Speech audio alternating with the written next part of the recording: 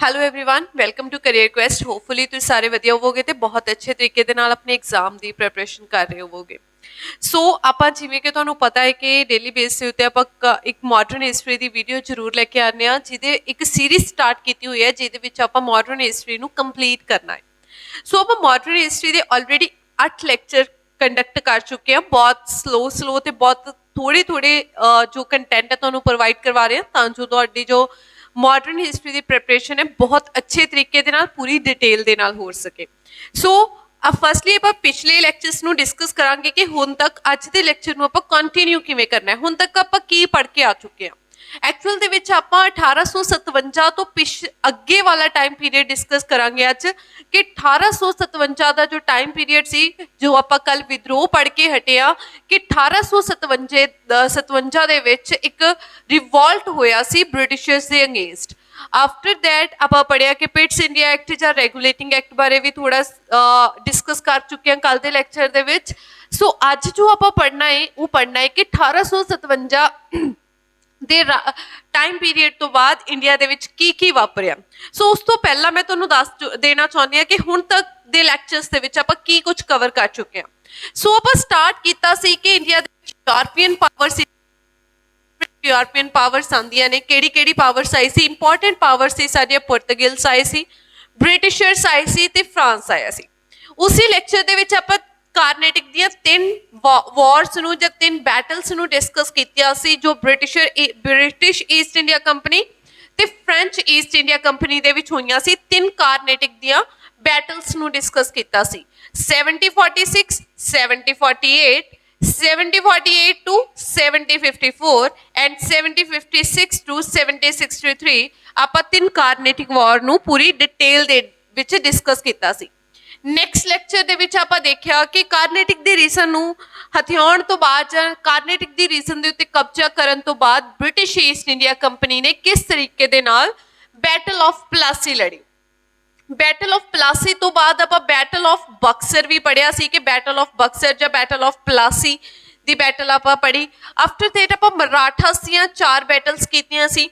ਮਰਾਠਾ ਦੀਆਂ 4 ਬੈਟਲਸ ਤੋਂ ਬਾਅਦ ਆਪਾਂ ਮਾਈਸੌਰ ਦੀਆਂ 3 ਬੈਟਲਸ ਪੜ੍ਹੀਆਂ ਸੀ ਮਾਈਸੌਰ ਦੀਆਂ ਬੈਟਲਸ ਕਰਨ ਤੋਂ ਬਾਅਦ ਆਪਾਂ ਦੇਖਿਆ ਕਿ ਬ੍ਰਿਟਿਸ਼ ਈਸਟ ਇੰਡੀਆ ਕੰਪਨੀ ਨੇ ਸਿੰਧ ਨੂੰ ਕਿਸ ਤਰੀਕੇ ਨਾਲ ਕੈਪਚਰ ਕੀਤਾ ਤੇ ਆਫਟਰ ਦੈਟ ਪੰਜਾਬ ਨੂੰ ਕਿਸ ਤਰੀਕੇ ਦੇ ਨਾਲ 1849 ਦੇ ਵਿੱਚ ਕੈਪਚਰ ਕੀਤਾ ਸੀ 1849 ਦੇ ਵਿੱਚ ਐਂਗਲੋ ਸਿੱਖ ਵਾਰਸ ਹੋਈਆਂ ਸੀ 1845 ਤੋਂ 1846 ਐਂਡ 1848 ਤੋਂ 1849 ਆਪਾਂ ਡਿਸਕਸ ਕੀਤੀਆਂ ਨੈਕਸਟ ਲੈਕਚਰ ਦੇ ਵਿੱਚ ਆਪਾਂ ਦੇਖਿਆ ਕਿ ਬ੍ਰਿਟਿਸ਼ ਈਸਟ ਇੰਡੀਆ ਕੰਪਨੀ ਦਾ ਇੰਡੀਆ ਦੇ ਡਿਫਰੈਂਟ ਫੀਲਡਸ ਦੇ ਵਿੱਚ ਕੀ ਪ੍ਰਭਾਵ ਰਿਹਾ ਐਗਰੀਕਲਚਰ ਦੇ ਵਿੱਚ ਆਪਾਂ ਪੜ੍ਹਿਆ ਸੀ ਕਿ ਇੰਡੀਆ ਦੀ ਐਗਰੀਕਲਚਰ ਦੇ ਵਿੱਚ ਉਹਨਾਂ ਨੇ 3 ਤਰੀਕੇ ਦੀ ਸੈਟਲਮੈਂਟ ਕੀਤੀ ਸੀ ਪਰਮਾਨੈਂਟ ਸੈਟਲਮੈਂਟ ਬਾਰੇ ਆਪਾਂ ਡਿਟੇਲ ਦੇ ਵਿੱਚ ਪੜ੍ਹਿਆ ਰਾਇਤਵਾਰੀ ਸੈਟਲਮੈਂਟ ਬਾਰੇ ਪੜ੍ਹਿਆ ਤੇ ਮਾਹਲਵਾਰੀ ਸੈਟਲਮੈਂਟ ਬਾਰੇ ਆਪਾਂ ਡਿਸਕਸ ਕੀਤਾ ਆਫਟਰ ਦੈਟ ਆਪਾਂ ਦੇਖਿਆ ਕਿ ਇੰਡੀਆ ਦੇ ਵਿੱਚ ਉਹਨਾਂ ਨੇ ਕੀ ਡਿਵੈਲਪਮੈਂਟਸ ਕੀਤੀਆਂ ਸੀ ਕੀ ਉਹਨਾਂ ਦੀ ਸੋਸ਼ਲ ਐਕਟੀਵਿਟੀਜ਼ ਰਹੀਆਂ ਸੀ ਇੰਡੀਆ ਦੇ ਵਿੱਚ ਸੋ ਜੋ ਕੱਲ ਦੇ ਲੈਕਚਰ ਦੇ ਵਿੱਚ ਆਪਾਂ ਦੇਖਿਆ ਕਿ 1857 ਦਾ ਜੋ ਵਿਦਰੋਹ ਸੀ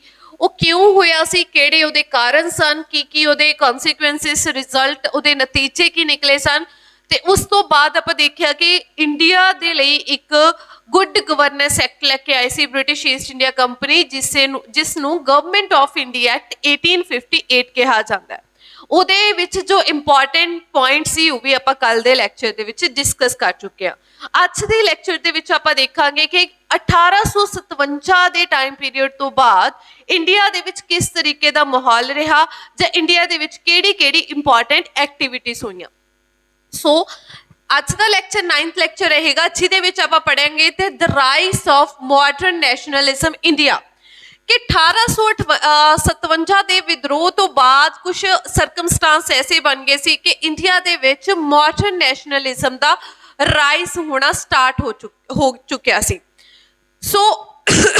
1857 ਦੇ ਜੋ ਟਾਈਮ ਪੀਰੀਅਡ ਸੀ ਜਦੋਂ ਰਿਵੋਲਟ ਹੋਇਆ ਸੀ ਉਸ ਵਿਦਰੋਹ ਤੋਂ ਬਾਅਦ ਜੋ ਬ੍ਰਿਟਿਸ਼ਰਸ ਦਾ ਇੰਡੀਅਨਸ ਦੇ ਪ੍ਰਤੀ ਜੋ ਵਿਵਹਾਰ ਸੀ ਜੋ ਇੱਕ ਤਰੀਕੇ ਦਾ ਬਿਹੇਵੀਅਰ ਸੀ ਆਪਾਂ ਕੱਲ ਵੀ ਡਿਸਕਸ ਕੀਤਾ ਸੀ ਕਿ ਬ੍ਰਿਟਿਸ਼ਰਸ ਨੇ 1857 ਦੇ ਰਿਵੋਲਟ ਤੋਂ ਬਾਅਦ ਇੰਡੀਅਨਸ ਦੇ ਲਈ ਇੱਕ ਕੰਜ਼ਰਵੇਟਿਵ ਸੋਚ ਨੂੰ ਅਪਣਾ ਲਿਆ ਸੀ ਠੀਕ ਹੈ ਕੰਜ਼ਰਵੇਟਿਵ ਸੋਚ ਨੂੰ ਅਪਣਾਇਆ ਸੀ ਇਸ ਤੋਂ ਪਹਿਲਾਂ ਕੁਝ ਚਾਰਟਰ ਐਕਟ ਆਏ ਸੀ ਜੋ ਆਪਾਂ ਕੱਲ ਦੇ ਲੈਕਚਰ ਦੇ ਵਿੱਚ ਡਿਸਕਸ ਕਰਾਂਗੇ, ਜਿਵੇਂ ਚਾਰਟਰ ਐਕਟ 1813, ਚਾਰਟਰ ਐਕਟ 1833, 1853। ਸੋ ਉਹਨਾਂ ਹੀ ਇੱਕ ਚਾਰਟਰ ਐਕਟ ਸੀ 1833, ਚਾਰਟਰ ਐਕਟ 1813 ਦੇ ਵਿੱਚ ਇੱਕ ਚਾਰਟਰ ਐਕਟ ਆਇਆ ਸੀ ਜਿਹਦੇ ਵਿੱਚ ਕਿਹਾ ਗਿਆ ਸੀ ਕਿ ਇੰਡੀਅਨਸ ਦੀ ਐਜੂਕੇਸ਼ਨ ਦੇ ਉੱਤੇ 1 ਲੱਖ ਰੁਪਇਆ ਇਨਵੈਸਟ ਕੀਤਾ ਜਾਵੇ, ਕਿ ਇੰਡੀਅਨਸ ਨੂੰ ਐਜੂਕੇਸ਼ਨ ਦਿੱਤੀ ਜਾਵੇ ਇੰਗਲਿਸ਼ ਮੀਡੀਅਮ ਦੇ ਵਿੱਚ। ਸੋ ਉਹਦੇ ਨਾਲ ਕੀ ਹੋਇਆ ਕਿ ਹੌਲੀ ਹੌਲੀ ਇੰਡੀਅਨਸ ਵੀ ਪੜ੍ਹਨਾ ਸ਼ੁਰੂ ਕੀਤਾ, ਇੰਡੀਅਨਸ ਨੂੰ ਅਵੇਅਰਨੈਸ ਹੋਣੀ ਸਟਾਰਟ ਹੋਈ। ਬਟ ਹੁੰਦਾ ਕੀ ਹੈ, ਕਹਿੰਦੇ the British reaction toward Indians after revolt 1857, ਕਹਿੰਦੇ 1857 ਦੇ ਵਿਦਰੋਹ ਤੋਂ ਬਾਅਦ ਜੋ ਬ੍ਰਿਟਿਸ਼ਰਸ ਦਾ ਬਿਹੇਵ ਸੀ ਜਾਂ ਰਿਐਕਸ਼ਨ ਸੀ ਟੂਵਰਡਸ ਇੰਡੀਅਨਸ, ਉਹ ਕਿਸ ਤਰੀਕੇ ਦਾ ਸੀ, ਇੰਡੀਅਨਸ ਨਾਲ ਕਿਸ ਤਰੀਕੇ ਦਾ ਬਿਹੇਵ ਕੀਤਾ ਜਾ ਰਿਹਾ ਸੀ। ਕਹਿੰਦੇ it made the empire vulnerable as denied the aspiration of educated Indian middle class। ਕਹਿੰਦੇ 1857 ਤੋਂ ਬਾਅਦ ਜੋ ਇੰਡੀਆ ਦਾ ਅੰਪਾਇਰ ਸੀ ਪੂਰੇ ਤਰੀਕੇ ਦੇ ਨਾਲ ਵਲਨਰੇਬਲ ਹੋ ਚੁੱਕਿਆ ਸੀ, ਕਿਉਂਕਿ ਬ੍ਰਿਟਿਸ਼ ਸਰਕਾਰ ਨੇ ਇੰਡੀਅਨਸ ਦੇ ਪ੍ਰਤੀ ਇੱਕ ਕੰਜ਼ਰਵੇਟਿਵ, ਇੱਕ ਨੈਰੋ, ਇੱਕ ਤੰਗ ਸੋਚ ਨੂੰ ਅਪਣਾ ਲਿਆ ਸੀ। ਇਸ ਤੋਂ ਇਲਾਵਾ ਹੁਣ ਕੁਝ ਇੰਡੀਅਨਸ ਮਿਡਲ ਕਲਾਸ ਲੋਕ ਐਜੂਕੇਟਡ ਹੋ ਰਹੇ ਸਨ, ਉਹਨਾਂ ਨੂੰ ਲੱਗ ਰਿਹਾ ਸੀ ਕਿ ਜੋ ਅਸੀਂ ਬੁੱਕਸ ਦੇ ਵਿੱਚ ਪੜ੍ਹ ਰਹੇ ਹਾਂ ਉਸ ਦੇ ਵਿੱਚ ਸਰਕਾਰ ਕਿਸੇ ਹੋਰ ਤਰੀਕੇ ਦੇ ਨਾਲ ਚਲਾਈ ਜਾ ਰਹੀ ਹੈ ਤੇ ਬ੍ਰਿਟਿਸ਼ ਈਸਟ ਇੰਡੀਆ ਕੰਪਨੀ ਸਾਡੇ ਉੱਤੇ ਇੱਕ ਅਲੱਗ ਤਰੀਕੇ ਤੋਂ ਹੀ ਰੂਲ ਕਰ ਰਹੀ ਹੈ। ਜਦੋਂ ਉਹਨਾਂ ਨੇ ਆਪਣੀ ਆਵਾਜ਼ ਚੱਕਣ ਦੀ ਕੋਸ਼ਿਸ਼ ਕੀਤੀ ਤਾਂ ਉਹਨਾਂ ਦੀ ਐਸਪੀਰੇਸ਼ਨਸ ਨੂੰ, ਕਹਿਣ ਦਾ ਭਾਵ ਉਹਨਾਂ ਦੀ ਜੋ ਡਿਮਾਂਡ ਸੀ, ਜੋ ਉਹਨਾਂ ਦੇ ਅੰਦਰੋਂ ਨਿਕਲ ਰਿਹਾ ਸੀ ਕਿ ਸਾਨੂੰ ਕਿਸ ਤਰੀਕੇ ਦਾ ਦੇਸ਼ ਚਾਹੀਦਾ, ਉਸ ਐਸਪੀਰੇਸ਼ਨ ਨੂੰ ਬ੍ਰਿਟਿਸ਼ ਸਰਕਾਰ ਵੱਲੋਂ ਇਗਨੋਰ ਜਾਂ ਫਿਰ ਡਿਨਾਈ ਕੀਤਾ ਜਾ ਰਿਹਾ ਸੀ। ਇਸ ਤੋਂ ਇਲਾਵਾ ਕਹਿੰਦੇ who could see the glaring contradiction between the professed ideals and the actual system of governance in India। ਉਹੀ ਜੋ ਮੈਂ ਦੱਸ ਚੁੱਕੀ ਹਾਂ ਕਿ ਜਦੋਂ ਮੋਡਰੇਟ ਮਿਡਲ ਕਲਾਸ ਲੋਕਾਂ ਨੇ ਪੜ੍ਹਨਾ ਸ਼ੁਰੂ ਕੀਤਾ ਸੀ ਤਾਂ ਉਹਨਾਂ ਨੇ ਬੁੱਕਸ ਦੇ ਵਿੱਚ ਦੇਖਿਆ ਕਿ ਜੋ ਅਸੀਂ ਪੜ੍ਹ ਰਹੇ ਹਾਂ ਕਿ ਸਾਨੂੰ ਕਿਸ ਤਰੀਕੇ ਦੀ ਸਰਕਾਰ ਚਾਹੀਦੀ ਹੈ, but British East India company ਸਾਡੇ ਉੱਤੇ ਕਿਸ ਤਰੀਕੇ ਨਾਲ ਰੂਲ ਕਰ ਰਹੀ ਹੈ, ਉਹ ਦੋਨੋਂ ਚੀਜ਼ਾਂ ਮੈਚ ਨਹੀਂ ਹੋ ਰਹੀਆਂ। ਸੋ ਇਹਦੇ ਨਾਲ ਜੋ ਮਿਡਲ ਕਲਾਸ ਲੋਕ ਪੜ੍ਹ ਰਹੇ ਸੀ ਉਹਨਾਂ ਨੇ ਇੱਕ ਆਵਾਜ਼ ਚੱਕਣੀ ਸਟਾਰਟ ਕੀਤੀ ਬ੍ਰਿਟਿਸ਼ ਈਸਟ ਇੰਡੀਆ ਕੰਪਨੀ ਦੇ ਖਿਲਾਫ। ਸੋ ਬ੍ਰਿਟਿਸ਼ ਈਸਟ ਇੰਡੀਆ ਕੰਪਨੀ ਨੇ ਇਹਨਾਂ ਐਜੂਕੇਟਡ ਲੋਕਾਂ ਦੀ ਜੋ ਐਸਪੀਰੇਸ਼ਨ ਸੀ, ਜੋ ਇਹ ਡਿਮਾਂਡ ਕਰ ਰਹੇ ਸਨ, ਉਹਨਾਂ ਨੂੰ ਡਿਨਾਈ ਜਾਂ ਉਹਨਾਂ ਨੂੰ ਇਗਨੋਰ ਕਰਨਾ ਸਟਾਰਟ ਕੀਤਾ। ਉਹ ਪੜ੍ਹੇ ਲਿਖੇ ਲੋਕਾਂ ਨੇ ਦੇਖਿਆ ਕਿ ਸਾਡੇ ਨਾਲ ਮਿਸ ਗਵਰਨੈਂਸ ਹੋ ਰਹੀ ਹੈ ਜਾਂ ਫਿਰ ਰੇਸ਼ੀਅਲ ਡਿਸਕ੍ਰਿਮੀਨੇਸ਼ਨ ਹੋ ਰਿਹਾ ਹੈ। ਇੱਕ ਤਾਂ ਬ੍ਰਿਟਿਸ਼ ਈਸਟ ਇੰਡੀਆ ਕੰਪਨੀ ਜੋ ਸਾਡੀ ਗਵਰਨਮੈਂਟ ਨੂੰ ਚਲਾ ਰਹੀ ਹੈ ਬਹੁਤ ਗੰਦੇ ਢੰਗ ਨਾਲ, ਇੱਕ ਗਲਤ ਢੰਗ ਨਾਲ ਚਲਾ ਰਹੀ ਹੈ। ਇਸ ਤੋਂ ਇਲਾਵਾ ਸਾਡੇ ਨਾਲ ਰੰਗ ਦੇ ਉੱਤੇ ਭੇਦਭਾਵ ਕੀਤਾ ਜਾ ਰਿਹਾ। ਸੋ ਉਸ ਦੇ ਨਾਲ ਹੀ ਇੰਡੀਅਨਸ ਦੇ ਅੰਦਰ ਇੱਕ ਡਿਫਰੈਂਟ ਕਾਈਂਡ ਆਫ ਜਜ਼ਬਾ ਜਾਗਣਾ ਸਟਾਰਟ ਹੋਇਆ, ਜਿਹਦੇ ਨਾਲ ਇੰਡੀਆ ਦੇ ਵਿੱਚ ਮਾਡਰਨ ਨੈਸ਼ਨਲਿਜ਼ਮ ਨੇ ਜਨਮ ਲਿਆ। ਹੁਣ ਇਹ ਮਾਡਰਨ ਨੈਸ਼ਨਲਿਜ਼ਮ ਦੇ ਪਿੱਛੇ ਜਨਮ ਲੈਣ ਦੇ ਪਿੱਛੇ ਹੋਰ ਕਿਹੜੇ ਕਾਰਨ ਸਨ? ਇੱਕ ਤਾਂ ਆਪਾਂ ਪੜ੍ਹ ਲਿਆ ਕਿ ਇੰਡੀਅਨਸ ਨੂੰ ਐਜੂਕੇਸ਼ਨ ਮਿਲਣੀ ਸਟਾਰਟ ਹੋ ਗਈ ਸੀ, ਜਿਹਦੇ ਨਾਲ ਇੰਡੀਅਨਸ ਥੋੜੇ ਐਜੂਕੇਟਡ ਹੋ ਰਹੇ ਸਨ। ਇਸ ਤੋਂ ਇਲਾਵਾ ਹੋਰ ਕੀ ਹੋ ਰਿਹਾ ਸੀ? ਇਸ ਤੋਂ ਇਲਾਵਾ ਜਿਹੜੇ ਮੀਨਸ ਆਫ ਟਰਾਂਸਪੋਰਟ, ਠੀਕ ਹੈ, ਥੋੜੇ ਜਿਹੇ ਵਹੀਕਲਸ ਸਟਾਰਟ ਹੋ ਗਏ ਸੀ, ਰੇਲਵੇ ਸਿਸਟਮ ਸਟਾਰਟ ਕਰ ਦਿੱਤਾ ਗਿਆ ਸੀ ਲਾਰਡ ਡਲਹੌਜ਼ੀ ਦੇ ਦੁਆਰਾ। ਤਾਂ ਕੀ ਹੋ ਗਿਆ ਸੀ ਕਿ ਇੱਕ ਜਗ੍ਹਾ ਤੋਂ ਦੂਸਰੀ ਜਗ੍ਹਾ ਜਾਣਾ ਬਹੁਤ ਆਸਾਨ ਹੋ ਗਿਆ ਸੀ, ਜਿਹਦੇ ਨਾਲ ਕੀ ਹੋਇਆ ਸੀ ਕਿ ਇੰਡੀਆ ਦੇ ਜੋ ਲੀਡਰ ਸਨ ਉਹ ਇੱਕ ਸਟੇਟ ਤੋਂ ਦੂਸਰੀ ਸਟੇਟ ਨਾਲ ਈਜ਼ੀਲੀ ਟਰੈਵਲ ਕਰ ਸਕਦੇ ਸਨ। ਸੋ ਆਪਣੇ ਉਪਦੇਸ਼ ਦੂਸਰੇ ਲੋਕਾਂ ਤੱਕ ਪਹੁੰਚਾਉਣੇ ਬਹੁਤ ਈਜ਼ੀ ਹੋ ਗਏ ਸਨ। ਇਸ ਤੋਂ ਇਲਾਵਾ ਪ੍ਰੈਸ ਦਾ ਜੋ ਮੀਡੀਆ ਸੀ ਉਹਨਾਂ ਨੇ ਲੋਕਾਂ ਨੂੰ ਅਵੇਅਰ ਕਰਨਾ ਸਟਾਰਟ ਕਰਤਾ ਸੀ। ਸੋ ਲੋਕਾਂ ਦੇ ਵਿੱਚ ਇੱਕ ਪੋਲੀਟੀਕਲ ਯੂਨਿਟੀ ਹੋਣੀ ਸਟਾਰਟ ਹੋ ਗਈ ਸੀ। ਇਹੀ ਕਾਰਨ ਸਨ ਕਿ ਇੰਡੀਆ ਦੇ ਵਿੱਚ ਮਾਡਰਨ ਨੈਸ਼ਨਲਿਜ਼ਮ ਨੇ ਜਨਮ ਲਿਆ ਸੀ। ਸੋ ਇਹ ਕਾਰਨ ਲਿਖੇ ਹੋਏ ਨੇ ਜਿਨ੍ਹਾਂ ਕਾਰਨਾਂ ਕਰਕੇ ਇੰਡੀਆ ਦੇ ਵਿੱਚ ਮਾਡਰਨ ਨੈਸ਼ਨਲਿਜ਼ਮ ਨੇ ਜਨਮ ਲਿਆ। ਫਸਟ ਕਾਰਨ ਹੈ ਕਹਿੰਦੇ British imperialism, influence of the western civilisation. ਕਹਿੰਦੇ ਇਹ ਹੋਰ ਕੀ ਹੋਇਆ ਸੀ ਕਿ ਵੈਸਟਰਨ ਸਿਵਿਲਾਈਜੇਸ਼ਨ ਇਨਫਲੂਐਂਸ ਹੋ ਰਹੀ ਸੀ ਇੰਡੀਆ ਦੇ ਵਿੱਚ। ਸਪਰੈਡ ਇੰਗਲਿਸ਼ ਲੈਂਗੁਏਜ 1813 ਦੇ ਵਿੱਚ ਜਦੋਂ ਕਿਹਾ ਗਿਆ ਸੀ ਕਿ ਇੰਡੀਆ ਦੀ ਐਜੂਕੇਸ਼ਨ ਦੇ ਉੱਤੇ 1 ਲੱਖ ਰੁਪਇਆ ਲਗਾਇਆ ਜਾਵੇ, ਉਸ ਤੋਂ ਬਾਅਦ ਵੁਡਸ ਡਿਸਪੈਚ ਐਕਟ ਵੀ ਆਇਆ ਸੀ 1854 ਦੇ ਵਿੱਚ, ਜਿਸ ਨੂੰ ਮੈਗਨਾ ਕਾਰਟਾ ਆਫ ਇੰਡੀਅਨ ਐਜੂਕੇਸ਼ਨ ਕਿਹਾ ਜਾਂਦਾ ਹੈ।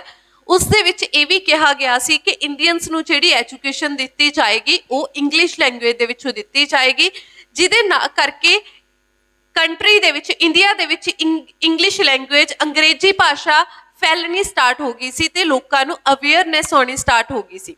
ਨੈਕਸਟ ਹੈ ਕਹਿੰਦੇ development of means of communication. ਕਹਿੰਦੇ ਕਮਿਊਨੀਕੇਸ਼ਨ ਦੇ ਜਿਹੜੇ ਸਾਧਨ ਸਨ ਉਹ ਵੱਧ ਚੁੱਕੇ ਸਨ। ਦੇਖੋ ਇੱਕ ਮੀਨਸ ਆਫ ਟਰਾਂਸਪੋਰਟ ਵੱਧ ਚੁੱਕੇ ਸੀ, ਠੀਕ ਹੈ, ਜਿਹਦੇ ਕਰਕੇ ਇੱਕ ਜਗ੍ਹਾ ਤੋਂ ਦੂਸਰੀ ਜਗ੍ਹਾ ਜਾਣਾ ਸੌਖਾ ਹੋ ਗਿਆ ਸੀ। ਸੋ ਲੀਡਰ ਆਪਣੇ ਭਾਸ਼ਣ ਦੇਣ ਦੇ ਲਈ ਈਜ਼ੀ ਤਰੀਕੇ ਦੇ ਨਾਲ ਉਹਨਾਂ ਟਰਾਂਸਪੋਰਟ ਦੇ ਸਾਧਨਾਂ ਨਾਲ ਇੱਕ ਜਗ੍ਹਾ ਤੋਂ ਦੂਸਰੀ ਜਗ੍ਹਾ ਜਾਂਦੇ ਸਨ ਤੇ ਆਪਣੇ ਵਿਚਾਰਾਂ ਨੂੰ ਉਸ ਸਟੇਟ ਦੇ ਲੋਕਾਂ ਦੇ ਨਾਲ ਸਾਂਝੇ ਕਰਦੇ ਸਨ, ਜਿਨ੍ਹਾਂ ਕਰਕੇ ਉਹਨਾਂ ਲੋਕਾਂ ਦੇ ਅੰਦਰ ਵੀ ਰਾਸ਼ਟਰ ਦੇ ਲਈ ਭਾਵਨਾ ਜਾਗਣੀ ਸਟਾਰਟ ਹੋ ਗਈ ਸੀ।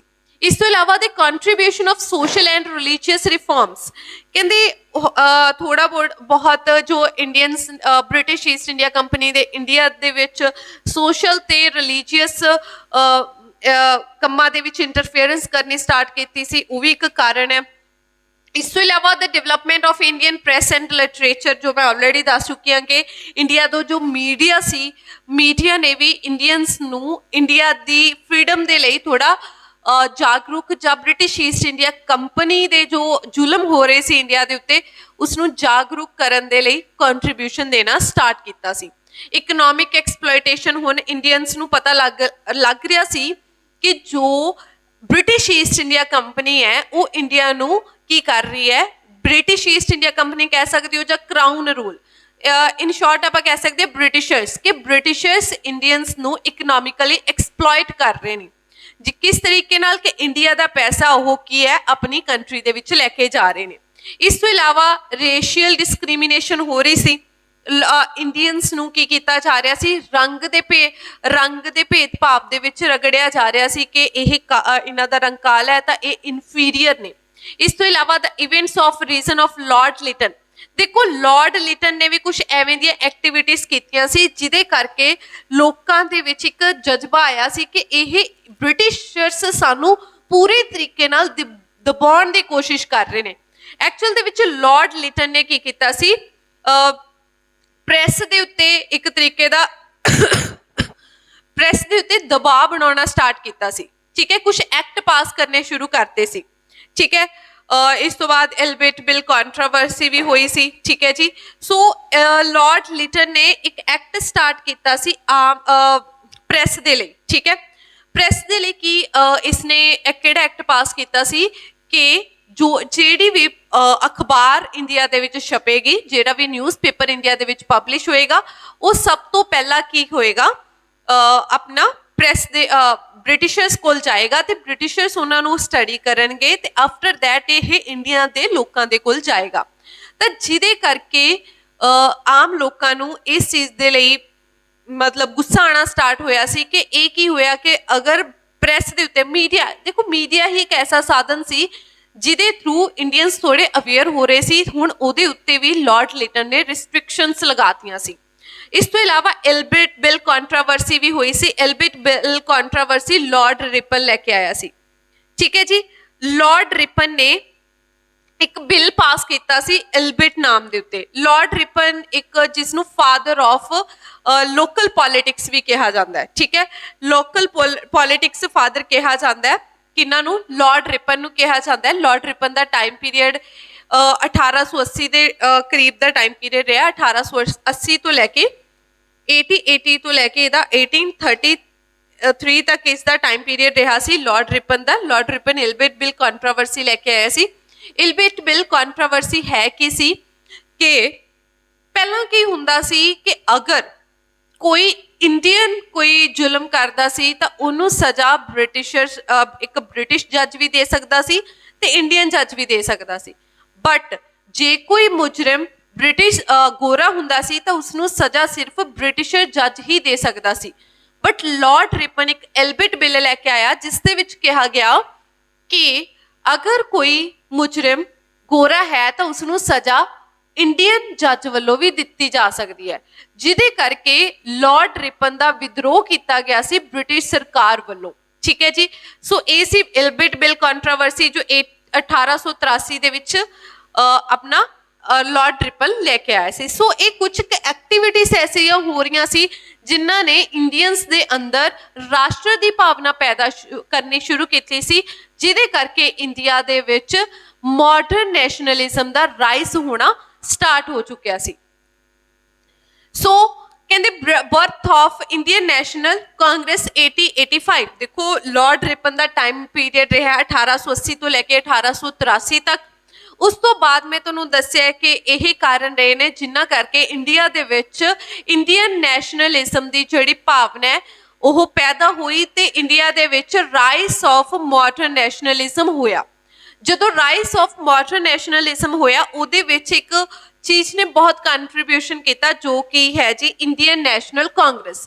सो इंडियन नैशनल कांग्रेस सी जो वही एक ऐसी तुसी कह लो ऐसी पार्टी बनी सी जिसने की है इंडिया दे विच इंडिया नू फ्रीडम दिवाउण दे विच एट द एंड तक की कीता है, हेल्प की है।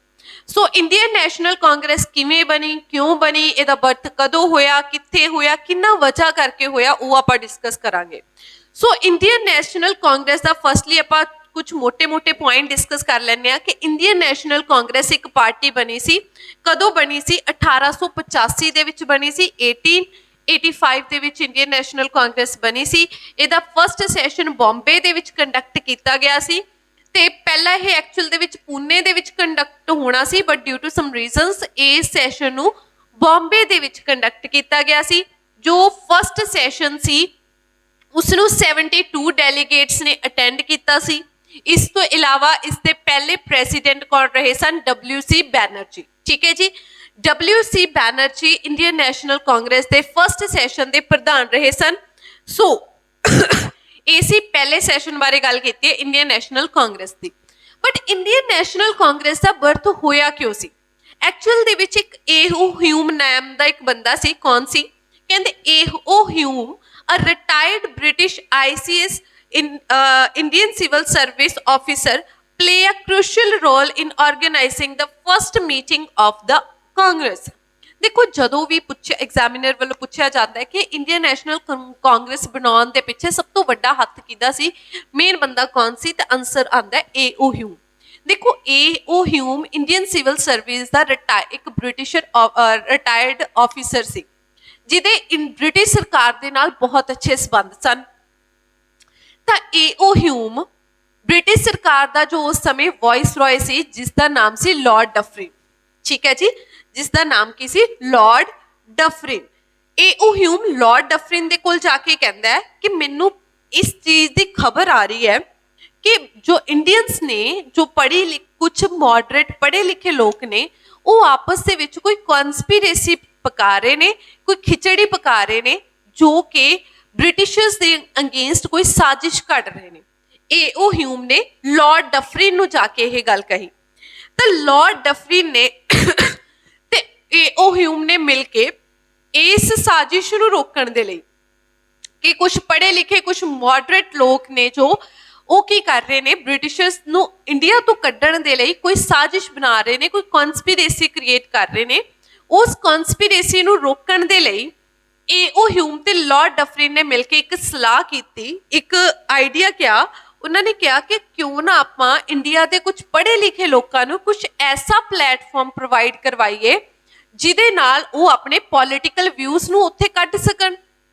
मेनली की होएगा कि पावर इंडिया दे आम लोगों के हत्थां विच ना जाके इंडिया के कुछ पढ़े लिखे लोगों के हत्थां विच चले जाएगी, जिदे करके की होएगा साडा भी फायदा होएगा ते इंडियंस दे जिहड़े पढ़े लिखे लोग ने जो अपने विचारां नू अपने पॉलिटिकल व्यूज नू कड्ढना चाहणगे उन्हां नू एक की जरिया मिल जाएगा, एक प्लेटफॉर्म मिल जाएगा, जिदे करके की होएगा असी प्लेटफॉर्म प्रोवाइड करवावांगे इंडियंस दे पढ़े लिखे लोगों नू। जो प्लेटफॉर्म है असी प्रोवाइड करवावांगे जिदे नाल की होएगा कि इंडियंस दी मेनली जिहड़ी वागडोर है जो कि है एक डोर है वो साडे हथ विच रहेगी। सो इंडियन नैशनल कांग्रेस किसी भी तरीके नाल इंडियंस वालों नहीं सी बनाई गई, मेनली इहदा बर्थ किदे तो होया सी, ब्रिटिश दी सोच तो ही इंडियन नैशनल कांग्रेस का बर्थ होया सी ते इहदे नाल ही इंडियन नैशनल कांग्रेस ने अपने हत्थी अपने पैर ते कुहाड़ी मारी सी, बिकॉज इंडियन नैशनल कांग्रेस की वजह नाल ही एट द एंड सानू की मिली सी, आज़ादी मिली सी। ਸੋ ਅਗਰ ਪੁੱਛਿਆ ਜਾਵੇ ਕਿ ਇੰਡੀਅਨ ਨੈਸ਼ਨਲ ਕਾਂਗਰਸ ਬਣਨ ਦੇ ਪਿੱਛੇ ਸਭ ਤੋਂ ਵੱਡਾ ਹੱਥ ਰਿਹਾ ਏ.ਓ. ਹਿਊਮ ਦਾ। ਠੀਕ ਹੈ ਜੀ, ਹੋਪਫੁਲੀ ਤੁਹਾਨੂੰ ਪੂਰੀ ਸਟੋਰੀ ਸਮਝ ਆਈ ਹੋਏਗੀ ਕਿ ਇਸ ਦਾ ਇੰਡੀਅਨ ਨੈਸ਼ਨਲ ਕਾਂਗਰਸ ਦਾ ਬਰਥ ਹੋਇਆ ਕਿਵੇਂ ਹੈ। ਨੈਕਸਟ ਹੈ ਕਹਿੰਦੇ controversy regarding the Britisher of Congress. ਕਹਿੰਦੇ ਇਹ ਜਿਹੜਾ ਕੰਟਰੋਵਰਸੀ ਕੀ ਹੋਈ ਸੀ, ਦੇਖੋ ਮੇਨਲੀ ਆਪਾਂ ਜੋ ਮੈਂ ਤੁਹਾਨੂੰ ਸਟੋਰੀ ਇਹ ਮਿਥ ਦੀ ਸਟੋਰੀ ਹੈ ਕਿ ਏ.ਓ. ਹਿਊਮ ਨੂੰ ਇਹ ਖਬਰ ਮਿਲੀ ਸੀ ਕਿ ਇੰਡੀਅਨਸ ਉਹਨਾਂ ਦੇ ਅਗੇਂਸਟ ਕੋਈ ਕਨਸਪੀਰੇਸੀ ਕ੍ਰੀਏਟ ਕਰ ਰਹੇ ਨੇ। ਕਹਿੰਦੇ ਐਕਚੁਅਲ ਦੇ ਵਿੱਚ ਜਿਵੇਂ ਆਪਾਂ ਦੇਖਿਆ ਕਿ ਏ.ਓ. ਹਿਊਮ ਤੇ ਲਾਰਡ ਡਫਰਿਨ ਨੇ ਇੱਕ ਸਲਾਹ ਕਰਕੇ ਇੰਡੀਅਨ ਨੈਸ਼ਨਲ ਕਾਂਗਰਸ ਬਣਾਈ ਸੀ ਕਿ ਅਸੀਂ ਕੁਝ ਪੜ੍ਹੇ ਲਿਖੇ ਲੋਕਾਂ ਨੂੰ ਪਲੇਟਫਾਰਮ ਪ੍ਰੋਵਾਈਡ ਕਰਵਾਵਾਂਗੇ। That's why Indian National Congress ਨੂੰ ਸੇਫਟੀ ਵੈਲਿਊ ਥਿਊਰੀ ਵੀ ਕਿਹਾ ਜਾਂਦਾ ਹੈ ਕਿ ਉਹਨਾਂ ਨੇ ਆਪਣੀ ਸੇਫਟੀ ਦੇ ਲਈ, ਠੀਕ ਹੈ, ਬ੍ਰਿਟਿਸ਼ ਸਰਕਾਰ ਨੇ ਆਪਣੀ ਸੇਫਟੀ ਦੇ ਲਈ ਇੰਡੀਅਨ ਨੈਸ਼ਨਲ ਕਾਂਗਰਸ ਬਣਾਈ ਸੀ। ਸੇਫਟੀ ਕਿਸ ਵਿਊ ਦੇ ਨਾਲ ਉਹ ਮੈਂ ਤੁਹਾਨੂੰ ਦੱਸ ਚੁੱਕੀ ਹਾਂ।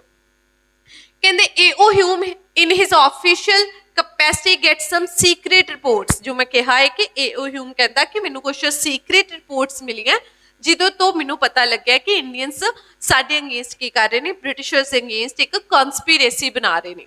ਕਹਿੰਦੇ through this these he gets to know the seething discontent among the Indians against a British rule। ਕਹਿੰਦੇ ਇਸ ਰਿਪੋਰਟਸ ਦੇ ਤੋਂ ਮੈਨੂੰ ਆਈਡੀਆ ਹੋਇਆ ਕਿ ਜੋ ਇੰਡੀਅਨਸ ਹੈ ਉਹਨਾਂ ਦੇ ਆਪਸ ਦੇ ਵਿੱਚ ਕੋਈ ਖਿਚੜੀ ਪੱਕ ਰਹੀ ਹੈ, ਕੋਈ ਕਨਸਪੀਰੇਸੀ ਬਣ ਰਹੀ ਹੈ ਜੋ ਬ੍ਰਿਟਿਸ਼ਰਸ ਦੇ ਅਗੇਂਸਟ ਹੋਏਗੀ। That's why A O. Hume Lord Dufferin ਕੋਲ ਜਾਂਦਾ ਹੈ ਤੇ ਉਹਦੇ ਨਾਲ ਮਿਲ ਕੇ ਇੱਕ ਸਲਾਹ ਕਰਦਾ ਜੋ ਮੈਂ ਆਲਰੇਡੀ ਤੁਹਾਨੂੰ ਦੱਸ ਚੁੱਕੀ ਹਾਂ। ਕਹਿੰਦੇ conspiracy to prevent a violent popular revolution. ਕਹਿੰਦੇ ਜਿਹੜੀ ਫਿਰ ਬਾਅਦ ਦੇ ਵਿੱਚ ਇਹਨਾਂ ਨੇ ਇੰਡੀਅਨ ਨੈਸ਼ਨਲ ਕਾਂਗਰਸ ਬਣਾਈ ਸੀ ਉਹ ਕਾਦੇ ਲਈ ਬਣਾਈ ਸੀ, ਕਹਿੰਦੇ to prevent a violent popular revolution, ਤਾਂ ਜੋ ਉਹ ਇਹ ਜੋ ਕਨਸਪੀਰੇਸੀ ਇੱਕ ਬਹੁਤ ਵੱਡਾ ਜਿਹੜਾ ਵਾਇਲੈਂਟ ਜਿਹੜਾ ਰੈਵੋਲੂਸ਼ਨ ਬ੍ਰਿਟਿਸ਼ਰਸ ਦੇ ਅਗੇਂਸਟ ਕਰਨਾ ਚਾਹੁੰਦੇ ਸਨ ਪੜ੍ਹੇ ਲਿਖੇ ਲੋਕ, ਉਹਨਾਂ ਉਸ ਨੂੰ ਰੋਕਣ ਦੇ ਲਈ ਇੰਡੀਅਨ ਨੈਸ਼ਨਲ ਕਾਂਗਰਸ ਨੇ ਵਰਤ ਲਿਆ। ਸੋ ਇਸ ਤੋਂ ਬਾਅਦ ਕੀ ਹੁੰਦਾ ਹੈ ਕਿ ਕਿਹਾ ਜਾਂਦਾ ਹੈ ਕਿ ਇੱਥੇ ਵੀ ਕੁਝ ਕੰਟਰੋਵਰਸ਼ੀਅਲ ਸਟੇਟਮੈਂਟਸ ਆ ਜਾਂਦੀਆਂ ਨੇ। ਕੀ ਆਉਂਦੀਆਂ ਨੇ ਕਿ ਆਪਾਂ ਗੱਲ ਕੀਤੀ ਕਿ ਏ.ਓ. ਹਿਊਮ ਨੂੰ ਉਹਦੀਆਂ ਸੀਕ੍ਰੀਟ ਰਿਪੋਰਟਸ ਮਿਲੀਆਂ ਸੀ, ਬਟ ਕੁਝ ਲੋਕ ਕਹਿੰਦੇ ਨੇ ਕਿ ਐਸਾ ਕੁਝ ਨਹੀਂ ਸੀ ਕਿਉਂਕਿ ਇਹ ਜੋ ਕ੍ਰਾਈਟੇਰੀਆ ਸੀ ਜਾਂ ਇਹ ਜੋ ਰਿਪੋਰਟਸ ਅਗਰ ਮਿਲਣੀਆਂ ਸੀ ਇਹ ਜੋ ਸਬੰਧ ਸੀ ਇਸ ਸਬਜੈਕਟ ਦੇ ਉਹ ਹੋਮ ਮਿਨਿਸਟਰੀ ਦੇ ਨਾਲ ਸੀ।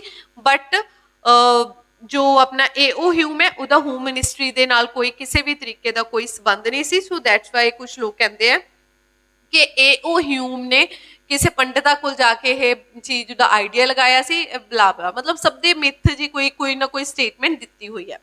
ਬਟ ਏ.ਓ. ਹਿਊਮ ਨੂੰ ਆਪਾਂ ਦੇਖ ਲੈਂਦੇ ਹਾਂ, ਕਹਿੰਦੇ ਡਿਫੈਕਟ ਇਨ ਸੇਫਟੀ ਵੈਲਿਊ ਥਿਊਰੀ। ਕਹਿੰਦੇ ਨੋ ਰਿਪੋਰਟਸ ਵਰ ਫਾਊਂਡ। ਕਹਿੰਦੇ ਐਵੇਂ ਦੀ ਤਾਂ ਕੋਈ ਰਿਪੋਰਟ ਹੀ ਨਹੀਂ ਮਿਲੀਆਂ, ਨਾ ਇੰਡੀਆ ਦੇ ਵਿੱਚ ਮਿਲੀਆਂ ਨੇ ਨਾ ਹੀ ਲੰਡਨ ਦੇ ਵਿੱਚ ਮਿਲੀਆਂ ਨੇ, ਜਿੰਨਾ ਰਿਪੋਰਟਸ ਤੋਂ ਇਹ ਪਤਾ ਲੱਗ ਸਕੇ ਕਿ ਇੰਡੀਅਨਸ ਕੋਈ ਖਿਚੜੀ ਪਕਾ ਰਹੇ ਸੀ ਜਾਂ ਕਿਸੇ ਤਰੀਕੇ ਦੀ ਕੋਈ ਰੈਵੋਲੂਸ਼ਨ, ਵਾਇਲੈਂਟ ਰੈਵੋਲੂਸ਼ਨ ਬ੍ਰਿਟਿਸ਼ਰਸ ਦੇ ਅਗੇਂਸਟ ਕਰਨ ਦੀ ਕੋਸ਼ਿਸ਼ ਕਰ ਰਹੇ ਸਨ। ਕਹਿੰਦੇ ਐਸੀ ਤਾਂ ਕੋਈ ਰਿਪੋਰਟ ਨਾ ਇੰਡੀਆ ਦੇ ਵਿੱਚ ਮਿਲੀ ਹੈ ਨਾ ਹੀ ਲੰਡਨ ਦੇ ਵਿੱਚ ਮਿਲੀ ਹੈ। ਕਹਿੰਦੇ ਹਿਊਮ ਵਾਜ਼ ਅ ਰੈਵਨਿਊ ਸੈਕਟਰੀ। ਕਹਿੰਦੇ ਜਿਹੜਾ ਹਿਊਮ ਸੀ ਉਹ ਤਾਂ ਇੱਕ ਰੈਵਨਿਊ ਸੈਕਟਰੀ ਸੀ, ਬਟ ਇਹ ਅਗਰ ਰਿਪੋਰਟਸ ਮਿਲੀਆਂ ਸੀ ਉਹ ਤਾਂ ਹੋਮ ਮਿਨਿਸਟਰੀ ਦੇ ਨਾਲ ਬਿਲੋਂਗ ਕਰਦੀਆਂ ਸੀ, ਤਾਂ ਰੈਵਨਿਊ ਸੈਕਟਰੀ ਨੂੰ ਇਸ ਚੀਜ਼ ਬਾਰੇ ਦਾ ਆਈਡੀਆ ਕਿਵੇਂ ਹੋ ਸਕਦਾ ਹੈ। ਸੋ ਕਹਿੰਦੇ report should belong to home department. ਕਹਿੰਦੇ ਜੋ ਰਿਪੋਰਟ ਸੀ ਉਹ ਤਾਂ ਹੋਮ ਡਿਪਾਰਟਮੈਂਟ ਨੂੰ ਬਿਲੋਂਗ ਕਰਦੀਆਂ ਸੀ। ਫਿਰ ਆਪਣੇ ਏ.ਓ. ਹਿਊਮ ਨੂੰ ਇਹ ਚੀਜ਼ ਦਾ ਕਿਵੇਂ ਆਈਡੀਆ ਲੱਗਿਆ, ਤਾਂ ਕਹਿੰਦੇ ਇਹ ਸਭ ਕੁਝ ਮਤਲਬ ਇੱਕ ਮਿੱਥ ਜੀ ਕਹਾਣੀ ਹੈ ਜੋ ਲੋਕਾਂ ਨੇ ਬਣਾਈ ਹੋਈ ਹੈ ਕਿ ਆਪਣੇ ਏ.ਓ. ਹਿਊਮ ਨੂੰ ਕੋਈ ਰਿਪੋਰਟਸ ਮਿਲੀਆਂ ਸੀ ਜਿਸ ਦੇ ਬੇਸਿਸ ਦੇ ਉੱਤੇ ਇੰਡੀਅਨ ਨੈਸ਼ਨਲ ਕਾਂਗਰਸ ਦੀ ਸਥਾਪਨਾ ਕੀਤੀ ਗਈ ਸੀ। ਸੋ ਕਹਿੰਦੇ why associate with Hume in first place. ਕਹਿੰਦੇ ਜੋ ਹਿਊਮ ਹੈ ਉਹਨੂੰ ਇੰਡੀਅਨਸ ਵੀ ਇੰਨਾ ਕਿਉਂ ਮੰਨਦੇ ਸਨ, ਕਿਉਂ ਇੰਡੀਅਨਸ ਨੇ ਉਹਨੂੰ ਫਸਟ ਪਲੇਸ ਤੇ ਰੱਖਿਆ ਹੋਇਆ ਸੀ। ਪਹਿਲੀ ਗੱਲ, ਹਿਊਮਸ ਲਿਬਰਲ ਪੋਲੀਟੀਕਲ ਓਪੀਨੀਅਨ। ਕਹਿੰਦੇ ਜਿਹੜਾ ਹਿਊਮ ਸੀ ਉਹਦੇ ਜਿਹੜੇ ਪੋਲੀਟੀਕਲ ਓਪੀਨੀਅਨ ਸਨ, ਜੋ ਪੋਲੀਟੀਕਲ ਰਾਜਨੀਤਿਕ ਉਹਦੇ ਓਪੀਨੀਅਨ ਸਨ ਉਹ ਬਹੁਤ ਜ਼ਿਆਦਾ ਖੁੱਲੇ ਤੇ ਬਹੁਤ ਜ਼ਿਆਦਾ ਲਿਬਰਲ ਸਨ। Hume's supra regional identity. Hume ਨੂੰ ਇੱਕ ਸੁਪਰ ਰੀਜਨਲ ਆਇਡੈਂਟੀਟੀ ਮਿਲੀ ਹੋਈ ਸੀ ਤੇ ਹਿਊਮ ਨੂੰ ਲਾਈਟਨਿੰਗ ਕੰਡਕਟਰ ਮੰਨਿਆ ਜਾਂਦਾ ਸੀ। ਮਤਲਬ ਇੰਡੀਅਨਸ ਵੀ ਜੋ ਉਸ ਟਾਈਮ ਦੇ ਮੋਡਰੇਟ ਇੰਡੀਅਨ ਸੀ ਉਹ ਹਿਊਮ ਦੀ ਜੋ ਗੱਲ ਸੀ ਉਹ ਇੰਨੀ ਕਿਉਂ ਸੁਣਦੇ ਸਨ। ਸੋ ਇਹ ਰੀਜ਼ਨ ਸਨ, ਇੱਕ ਸੁਪਰ ਰੀਜਨਲ ਆਇਡੈਂਟੀਟੀ ਸੀ ਉਹਦੇ ਕੋਲ। ਸੋ ਇਸ ਤੋਂ ਇਲਾਵਾ ਆਪਾਂ ਗੱਲ ਕਰਦੇ ਹਾਂ ਹੁਣ ਕੁਝ ਇੰਪੋਰਟੈਂਟ ਲੀਡਰ ਸੀ ਇੰਡੀਅਨ ਨੈਸ਼ਨਲ ਕਾਂਗਰਸ ਦੇ ਜਿਹੜੇ ਇੰਪੋਰਟੈਂਟ ਲੀਡਰ ਰਹੇ ਨੇ ਮੋਡਰੇਟ ਲੀਡਰ। ਅੱਜ ਆਪਾਂ ਗੱਲ ਕਰਾਂਗੇ ਮੋਡਰੇਟ ਲੀਡਰ ਦੇ ਲੀਡਰ ਸੀ ਜੋ ਐਗਜ਼ਾਮ ਪੁਆਇੰਟ ਆਫ View ਨਾਲ ਇੰਪੋਰਟੈਂਟ ਨੇ, ਉਹਨਾਂ ਨੇ ਕਿਹੜਾ ਕਿਹੜਾ ਸੈਸ਼ਨ ਇੰਡੀਅਨ ਨੈਸ਼ਨਲ ਕਾਂਗਰਸ ਦਾ ਪ੍ਰਸਾਰਿਤ ਕੀਤਾ, ਦੈਟਸ ਇਟ। ਸੋ ਪਹਿਲਾਂ ਆਪਾਂ ਗੱਲ ਕੀਤੀ ਕਿ ਇੰਡੀਅਨ ਨੈਸ਼ਨਲ ਦਾ ਜਿਹੜਾ ਫਸਟ ਸੈਸ਼ਨ ਸੀ ਉਹ WC ਬੈਨਰਜੀ ਨੇ ਅਟੈਂਡ ਕੀਤਾ ਸੀ, ਪ੍ਰਸਾਈਡ ਕੀਤਾ ਸੀ। WC ਬੈਨਰਜੀ ਨੇ ਇੱਕ ਤਾਂ 1885 ਵਾਲਾ 1885 ਵਾਲਾ ਸੈਸ਼ਨ ਇੰਡੀਅਨ ਨੈਸ਼ਨਲ ਕਾਂਗਰਸ ਦਾ ਪ੍ਰਸਾਈਡ ਕੀਤਾ ਸੀ, ਇਸ ਤੋਂ ਇਲਾਵਾ 1892 ਵਾਲਾ 1892 ਤੇ 1885 ਵਾਲਾ ਜਿਹੜਾ ਇੰਡੀਅਨ ਨੈਸ਼ਨਲ ਕਾਂਗਰਸ ਦਾ ਸੈਸ਼ਨ ਹੈ ਉਸ ਦੇ ਪ੍ਰੈਜ਼ੀਡੈਂਟ WC ਬੈਨਰਜੀ ਰਹੇ ਸੀ। ਇਸ ਤੋਂ ਇਲਾਵਾ ਜਿਹੜੇ ਸੁਰਿੰਦਰ ਨਾਥ ਬੈਨਰਜੀ ਨੇ ਉਹਨਾਂ ਨੇ 1895 1895 ਤੇ 1902 ਵਾਲੇ ਸੈਸ਼ਨ ਨੂੰ ਪ੍ਰਸਾਰਿਤ ਕੀਤਾ ਸੀ। ਦੇਖੋ WC ਬੈਨਰਜੀ ਵੈਰੀ ਇੰਪੋਰਟੈਂਟ ਨੇ ਬਿਕਾਜ਼ ਉਹਨਾਂ ਨੇ ਇੰਡੀਅਨ ਨੈਸ਼ਨਲ ਕਾਂਗਰਸ ਦਾ ਪਹਿਲਾ ਸੈਸ਼ਨ ਪ੍ਰਸਾਰਿਤ ਕੀਤਾ ਸੀ। ਉਸ ਤੋਂ ਨੈਕਸਟ ਆ ਜਾਂਦੇ ਨੇ ਮੋਸਟ ਇੰਪੋਰਟੈਂਟ ਪਰਸਨੈਲਿਟੀ ਨੇ ਦਾਦਾ ਭਾਈ ਨੌਰੋਜੀ। ਦਾਦਾ ਭਾਈ ਨੌਰੋਜੀ ਨੂੰ great old man of grand old man of India ਵੀ ਕਿਹਾ ਜਾਂਦਾ ਹੈ, ਠੀਕ ਹੈ ਜੀ। ਸੋ ਦਾਦਾ ਭਾਈ ਨੌਰੋਜੀ ਨੇ 3 ਸੈਸ਼ਨ ਪ੍ਰਸਾਰਿਤ ਕੀਤੇ ਸੀ, ਜਿਸ ਵਜ੍ਹਾ ਕਰਕੇ ਇੱਕ ਇੰਪੋਰਟੈਂਟ ਪਰਸਨੈਲਿਟੀ ਨੇ ਜਿਨ੍ਹਾਂ ਨੇ ਤੁਸੀਂ ਇਹ ਵੀ ਕਹਿ ਲਓ ਇੱਕ ਬੁੱਕ ਵੀ ਲਿਖੀ ਸੀ poverty and un-British rule in India. ਇਸ ਤੋਂ ਇਲਾਵਾ ਦਾਦਾ ਭਾਈ ਨੌਰੋਜੀ ਪਹਿਲੇ ਬੰਦੇ ਹੋਏ ਨੇ ਜਿਨ੍ਹਾਂ ਨੇ ਸਵਰਾਜ ਵਰਡ ਦੀ ਵਰਤੋਂ ਕੀਤੀ ਸੀ, ਠੀਕ ਹੈ, 1906 ਵਾਲੇ ਸੈਸ਼ਨ ਦੇ ਵਿੱਚ, ਠੀਕ ਹੈ ਜੀ। ਸੋ ਦੈਟਸ ਵਾਈ ਸੋ ਦਾਦਾ ਭਾਈ ਨੌਰੋਜੀ ਦੇ ਰਿਗਾਰਡਿੰਗ ਐਗਜ਼ਾਮ ਦੇ ਵਿੱਚ ਬਹੁਤ ਸਾਰੇ ਕੁਐਸਚਨ ਆਉਂਦੇ ਨੇ, ਉਹਨਾਂ ਦੀ ਬੁੱਕ ਦੇ ਰਿਗਾਰਡਿੰਗ ਕੁਐਸਚਨ ਆ ਜਾਂਦਾ ਹੈ, ਜਾਂ ਉਹਨਾਂ ਨੇ ਇੰਡੀਅਨ ਨੈਸ਼ਨਲ ਕਾਂਗਰਸ ਦਾ ਕਿਹੜਾ ਕਿਹੜਾ ਸੈਸ਼ਨ ਅਟੈਂਡ ਕੀਤਾ ਸੀ ਜਾਂ ਪ੍ਰਸਾਈਡ ਕੀਤਾ ਸੀ ਜਿਹਦੇ ਉਹ ਪ੍ਰੈਜ਼ੀਡੈਂਟ ਰਹੇ ਨੇ। ਐਕਚੁਅਲ ਦੇ ਵਿੱਚ ਉਹਨਾਂ ਨੇ 3 ਸੈਸ਼ਨ ਸੀ ਇੰਡੀਅਨ ਨੈਸ਼ਨਲ ਕਾਂਗਰਸ ਦੇ ਜਿਹਦੇ ਦਾਦਾ ਭਾਈ ਨੌਰੋਜੀ ਪ੍ਰੈਜ਼ੀਡੈਂਟ ਰਹੇ ਨੇ। ਸੋ ਦਾਦਾ ਭਾਈ ਨੌਰੋਜੀ ਨੇ 1886 ਵਾਲਾ 1893 ਤੇ 1906 ਵਾਲਾ ਸੈਸ਼ਨ ਸੀ ਜਿਹਦੇ ਇੰਡੀਅਨ ਨੈਸ਼ਨਲ ਕਾਂਗਰਸ ਦੇ ਪ੍ਰੈਜ਼ੀਡੈਂਟ ਦਾਦਾ ਭਾਈ ਨੌਰੋਜੀ ਰਹੇ ਨੇ। ਉਹਨਾਂ ਨੇ ਇੱਕ ਬੁੱਕ ਵੀ ਲਿਖੀ ਸੀ poverty and un-British rule in India. ਇਸ ਤੋਂ ਇਲਾਵਾ 1906 ਵਾਲੇ ਸੈਸ਼ਨ ਦੇ ਵਿੱਚ ਦਾਦਾ ਭਾਈ ਨੌਰੋਜੀ ਪਹਿਲੇ ਬੰਦੇ ਬਣਦੇ ਨੇ ਜਿਨ੍ਹਾਂ ਨੇ ਸਵਰਾਜ ਵਰਡ ਦੀ ਵਰਤੋਂ ਕੀਤੀ ਸੀ। ਸੋ ਇਹ ਇੰਪੋਰਟੈਂਟ ਹੈ ਐਗਜ਼ਾਮ ਪੁਆਇੰਟ ਆਫ View ਨਾਲ। ਇਸ ਤੋਂ ਇਲਾਵਾ ਨੈਕਸਟ ਐਗਜ਼ਾਮੀਨਰ ਦਾ ਕੁਐਸਚਨ ਬਣਦਾ ਹੈ who was a first Muslim Indian National Congress president, who was the first Muslim president of Indian National Congress। ਕਿ Indian National Congress ਦੇ ਪਹਿਲੇ ਮੁਸਲਿਮ ਪ੍ਰੈਜ਼ੀਡੈਂਟ ਕੌਣ ਰਹੇ ਨੇ? ਆਨਸਰ ਹੋਏਗਾ ਬਦਰੁਦੀਨ ਤਾਇਬ ਜੀ, ਠੀਕ ਹੈ ਜੀ। Badruddin Tyabji was a first Muslim president of Indian National Congress ਜਿਨ੍ਹਾਂ ਨੇ 1887 ਵਾਲਾ ਸੈਸ਼ਨ ਪ੍ਰਸਾਈਡ ਕੀਤਾ ਸੀ। ਨੈਕਸਟ ਐਗਜ਼ਾਮੀਨਰ ਦਾ ਕੁਐਸਚਨ ਹੁੰਦਾ ਹੈ who was a first Britisher president of Indian National Congress, ਤਾਂ ਤੁਹਾਡਾ ਆਨਸਰ ਹੋਏਗਾ ਜਾਰਜ ਰੂਲੇ ਜਿਨ੍ਹਾਂ ਨੇ 1888 ਵਾਲਾ ਸੈਸ਼ਨ ਪ੍ਰਸਾਈਡ ਕੀਤਾ ਸੀ। ਇਸ ਤੋਂ ਇਲਾਵਾ ਵਿਲੀਅਮ ਵੈਡਰਨਨ ਨੇ 1899 ਤੇ 1910 ਵਾਲਾ ਸੈਸ਼ਨ ਪ੍ਰਸਾਈਡ ਕੀਤਾ ਸੀ। ਫਿਰੋਜ਼ ਸ਼ਾਹ ਮਹਿਤਾ ਨੇ 1890 ਵਾਲਾ ਸੈਸ਼ਨ ਪ੍ਰਸਾਈਡ ਕੀਤਾ ਸੀ।